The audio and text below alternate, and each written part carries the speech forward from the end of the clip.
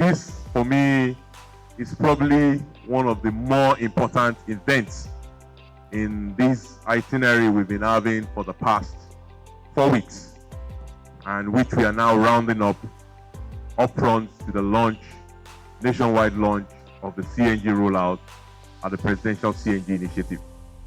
Why is it so? It's because we are here because of a fundamental shift in the way Mr. President wants us to look at energy consumption as a nation. But in having that fundamental shift, Mr. President sees it as an opportunity to create opportunity. Let me say that again. Mr. President sees it as an opportunity to create opportunity. And in the origination of the Presidential CNG Initiative last year, one mission he gave us was that we needed to catalyze private sector investment, private sector opportunity, job creation. And as soon as I walked into this building, all I saw was jobs, jobs, jobs, and taxes. What did I say? Jobs, jobs, jobs, and taxes. Why is tax important? You know, my chairman at the Presidential CNG Initiative is the #1 tax collector. Zacchaeus, just like the Bible. When business prosper, when they invest, when they create jobs, then government can collect taxes to provide common goods. Common goods are why societies develop. The provision of school, healthcare, infrastructure, and those things that we all point out to when we say a country develops are only provided by the use of tax revenue. But you cannot have tax revenue when businesses don't prosper. No business pays tax on loss. Businesses pay taxes on profit. And so for government, our work, our #1 work, after the security and protection of lives and property, which is fundamental to doing business, is ensuring that businesses prosper. And so when I walked here today, what I see is an opportunity for another sector to flourish in providing all of this facility, which I understand was not here less than 3 weeks ago. The building, all of these assembly plants that will be staffed, I understand, by more than 40 people at initiation, and probably up to 300. That will be rolling out 120 tricycles every day. We will be using Nigerian labor. Nigerian engineers, Nigerian technicians will be doing what you are seeing the Chinese man doing now in that video. While they are doing it, they will come up with new innovation on how to do it better. And in 4 to 5 years' time, inshallah, they will design their own tricycle here and will be launching Nigeria version of this tricycle. I believe that deserves a round of applause. When we as a people embrace challenges, when we embrace the opportunity to move the country forward, what we do is that we plant seeds of job creation, seeds of revenue collection, seeds for building public goods, and seeds an opportunity for economic prosperity of the country. And that is why we are here today. This is not fancy.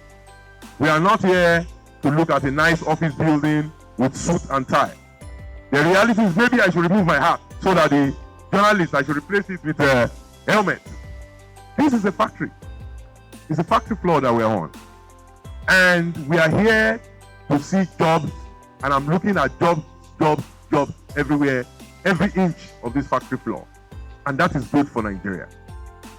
As Mr. President looked at our country last year, this time last year, we were bleeding, spending about 2 trillion naira every quarter, buying, subsidizing fuel, spending another 1 trillion of that, buying, because the cost was 3 trillion, government was paying 2 trillion, you and I were paying 1 trillion, 3 trillion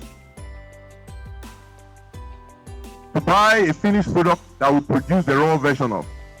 Because for over 32 years, we have destroyed our refinery. Worst case is, while importing this, not only were we importing the petroleum, we were importing poverty and exporting jobs. It was bleeding our finances. Last year when the president came in, we had a budget of close to 19 trillion.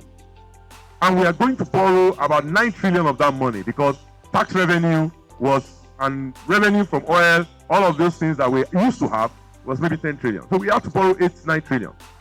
So essentially, the entire borrowings of the Nigerian government was going to use to subsidize this dirty and unreliable product called PMS and diesel. It made no sense. A country so blessed, yet so energy poor. A country blessed with not just the petroleum resources under our feet, but also blessed with human resources. Like I always say, what is most important resource that Nigeria has is not what is below our feet, but what is above our necks. Yet with the combination of these blessings, we were in Siberia of economic underdevelopment as a result of energy poverty. Mr. President looked at this situation and provided the necessary leadership. When you see a patient that is about to have a cardiac arrest, as a cardiologist, and I'm a son of a medical doctor, what you do with that intervention is you do a drastic catheter intervention. Sometimes it will look like the patient will die. But if you do not do it, then the patient will truly do what? The patient will die. And that's what the president did. Spending 9 trillion naira that we did not have to import poverty and to export jobs made no sense. So out of the door on May 29, Mr. President said the era of fuel subsidy is over. And that is why we're here. In doing that, in ensuring that, he now said on July 31 that Nigeria should move towards the future that it was promised. The future that is leveraging the resource that we have in abundance, which is gas. Nigeria is a gas province that happens to have some oil. And so he said that instead of us importing the refined petroleum product that we have in raw anyway, we should use the gas that we have in abundance. A resource that is in more than 30 of Nigeria's 36 states. All the way from the Lagos where we are standing, if you drill well under the feet of this well, there will be gas. All the way to Bukana, Nasarawa State, even beyond the Bauchi to Sokoto, there's gas. The president said, let's use that gas to fuel this country. It is cheaper, it is cleaner, it is safer, and it is more reliable. And that is why we're here today. And because the president is focused on this, he has released a series of incentives. These tricycles you're seeing here today, as a result of those incentives, can come into Nigeria VAT-free and with customs duty exemption. As a result of Mr. President's work, these tricycles will be fueled with gas that is provided as concessionary pricing, thanks to the work of NMPDRA ACE and his team, providing more than 40% discount on top of the already existing discount in gas. It ensures basically you have up to 70% savings benchmarked against the price of petrol for the same distance range.